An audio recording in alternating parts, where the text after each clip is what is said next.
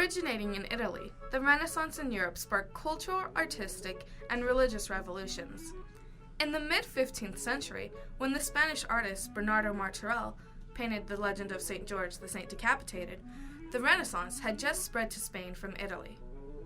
Many new artists were adopting the styles from Italy, some by apprenticing in Italian shops.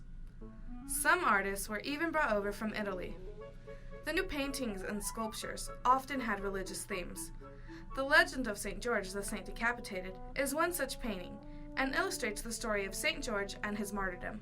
The story begins in 302 AD, when the Roman Emperor Diocletian issued an edict that every Christian in the army should be arrested and every soldier offer sacrifice to pagan gods.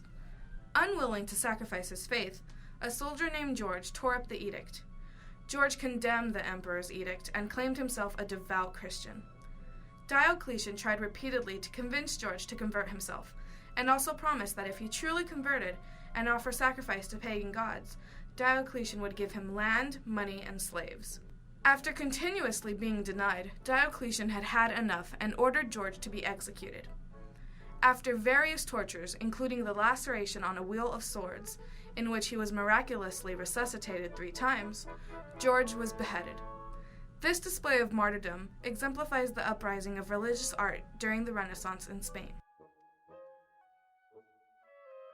In the painting, to accentuate St. George, Martorell created a very light foreground that gets gradually darker as you approach the background. An interesting aspect of this painting is that the entire mob is lamenting, including the executioner.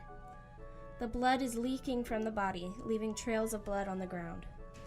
This effect suggests that people are staying and mourning the death for a while.